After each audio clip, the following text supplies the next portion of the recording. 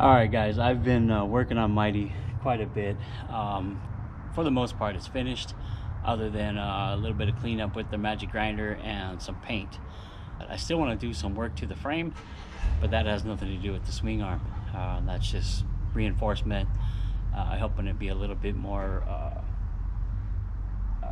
stronger than it is now. I don't want it to have a weak point somewhere, so we're putting a lot more pressure on it. So hope you enjoy this video. It's a lot of pieces of video clips. I did a lot of work without filming it, but I think I can put it together and make it make sense. So I hope you enjoy this video, and yeah, check it out. All right, welcome back to DIY Willy. We're back working on the Mega Moto Minibike that we've named the Mighy Moto, and it's the swing arm build part 3. I've done it again, and I did a lot of fabrication and didn't get it filmed. That's all right. I mean, I'll show you what I've got, where I'm at, and what I have planned for next. Okay, let's check it out.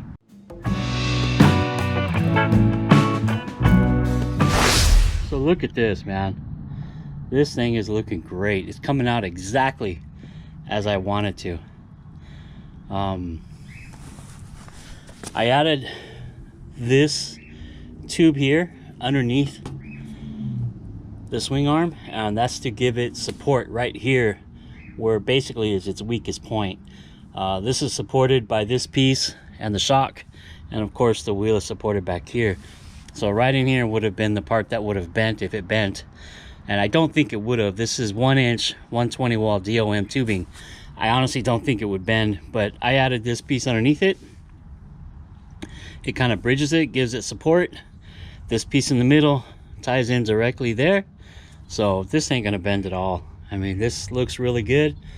My welding is not the greatest, but I'll fix that up with the grinder, or I should say I'll fix that up with the magic grinder and throw a coat of paint on it, and you'll never know.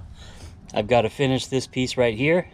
That will have a piece made that will sit inside for the wheel adjuster, and I'll have a nut on the back to pull or adjust the axle on both sides. And I've got to finish welding up here, and of course up here on the seat. And yeah, it looks really good. I did go ahead and cut the front pegs off, and I'll plate those to fill those in so that they're not just an open tube. And I want to put another tube on the bottom to help support it and give it more areas of weld. I might put more weld in here, I don't know. I'm gonna put something across here in the middle, but I don't want to close it up 100% because I want to be able to have an area on both sides that zip ties, so I can put the brake cable down and hold it down. Yeah, it is really coming along really nice. And I did put some more spring load on the shock. I mean, it helped immensely. So what I've got planned today is to finish these pieces up here on the end, make these pieces in the middle, and I ran out of core wire in my weld machine, so I'm going to change over to the other wire that I need the gas for and finish that. And I need to finish the brake support right there, and then the cable. Luckily the hose is long enough to reach all the way back here with the extended arm. I never changed it to the shorter hose, and this is good. It's good that I didn't, because it'll work like this now. And as you can see, I've got the engine out because I needed to be able to get up in there and weld and turn the bike upside down to weld on the bottom. So yeah, it's really coming along, guys. I hope everybody's enjoying the build. It's turning out exactly as I wanted, maybe even better than I wanted. Yeah, really like it. All right, I'm gonna get to work now and make the tensioner end pieces and the slot on the bottom for the brake. So I've got a 6mm bolt here that I'm gonna use to hold the brake. I've got a piece here for that made with a 6mm slot, or 15/64 or something like that in there. So I'll weld this to the swing arm, and then the brake bracket will mount to this too, and it'll hold the brakes in place. And I can loosen it up, and it's got a slot so that it'll move with the wheel as I tension the chain. Should work good. I'm gonna go ahead and get it fit up on the bike. I gotta change the welder over so I can weld, and we'll fit it on there. All right? Okay.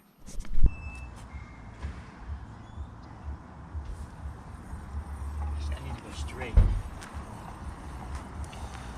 All right, guys, another day. We've got the engine back in Mighy. We've got the foot pegs on. Even got the exhaust modified and put back in place. Actually, I started the engine yesterday. I need to look for the chain and put the oil catch can on, maybe. I don't know, but I'm definitely gonna put the chain on. What I need is up in those boxes up there. So it's time to go treasure hunting. See you guys in a few minutes.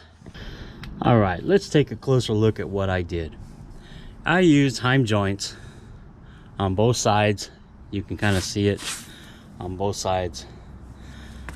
These are 5/8 heim joints to fit the 5/8 axle I use for the pivot point. I got a little bit of comments on the heim joints saying that they're not going to hold up, and well, heim joints have been used in off-road suspensions for years. You know, they hold up just fine. Yeah, they do wear out eventually. That's why they're replaceable. I picked them just to make it easier. I was having a little bit of trouble finding the right bushings and bolts and stuff of what I needed for the pivot point. So I used heim joints. Now, these will not move.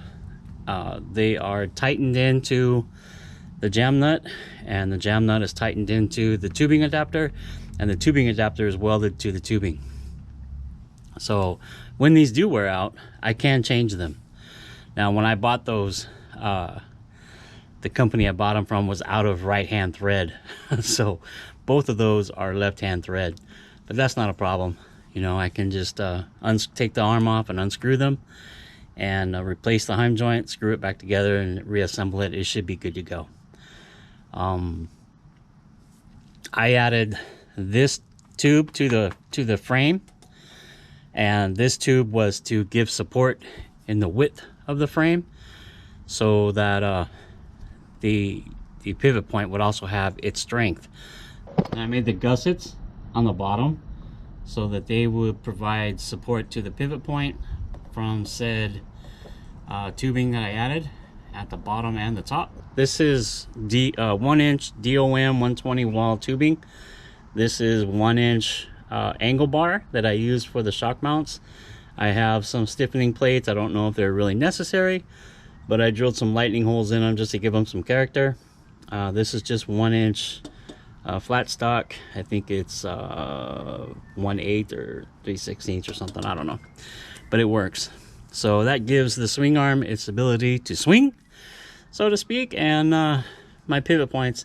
I did make some 5/8 sleeves right here that weld to the flat bar on the bottom and to the tubing I put on the frame. So that kind of brings those two together in a triangle, like giving it the support it needs on the inside, and it's welded on the outside on both sides.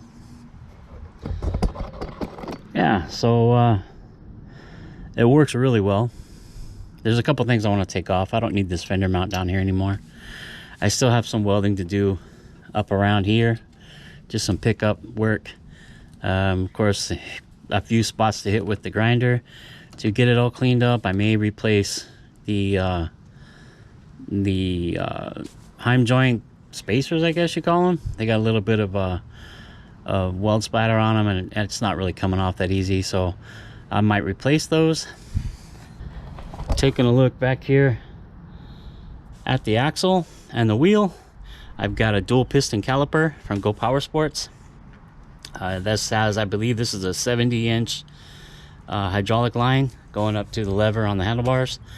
I had to make a bracket to mount this to the swing arm, and it moves with the axle. It's an independent bracket, so it's mounted to the axle, and it's got a lock nut down here on the bottom that you can loosen this up, and you loosen the axle, and the caliper will move with the slot of the wheel as you move it back or you move it up. The slot gives it about 1.5 inches of travel forward and backwards, and that's basically to get the chain tensioning.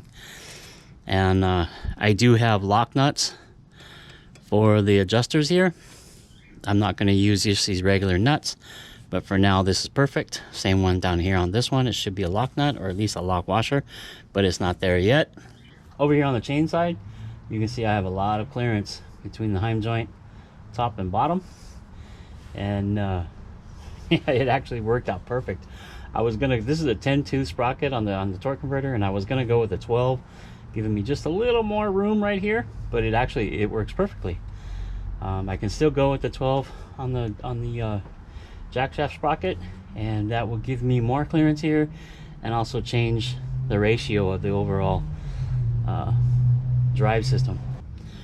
The chain has about an inch of travel of flexibility, and I believe it should be about 3/4 of an inch, so I'm good there. Got good tension on it. The wheel is lined up straight through.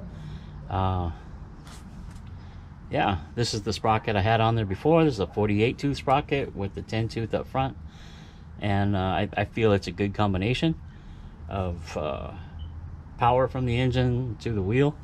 The ratio to me is perfect. Before I did the swing arm, it would do wheelies like with no end, you know. It would do them easy, and you really had to work with it to keep it on the ground. But with the extended swing arm, I've noticed it's a little more stable. It doesn't want to just lift on the front, which is a good thing. You know, I'm not the type of rider that wants to be riding wheelies all the time. There are those out there that do like to do it and not afraid of it, but I'm not that one. I like to keep both wheels on the ground and enjoy the ride. There's a shot of my adjuster. It moves inside here. You can kind of tell, you can see it right here. And it's got the bolt, adjuster bolt. And again, I'll put a lock nut back here to keep it from loosening up or losing the nut. And yeah, and I'm kind of debating whether or not to powder coat all of this. I might powder coat it and powder coat the inside pieces as well, just to give it that better look. You know, haven't decided yet. There's another look at the support I giving strength to the 120 wall DOM tubing. Back here you can see where I used a flat bar to close off the end of the tubing, kind of giving it some finished look. And again, this is a sign of my welder not wanting to cooperate with me, and I had to turn the wire speed up to keep it from stuttering.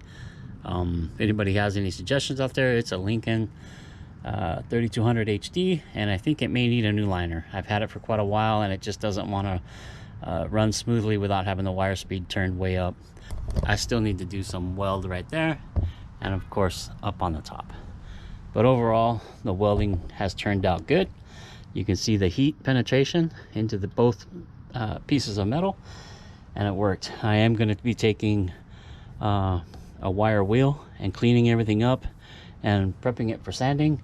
And like I said, I may get it powder coated. I still have some welding to do right there. If you can see on the shock, it's not it's not welded 100%, but that's no big deal. I'll take care of that. I also did the exhaust, brought it out and around, cut it shorter.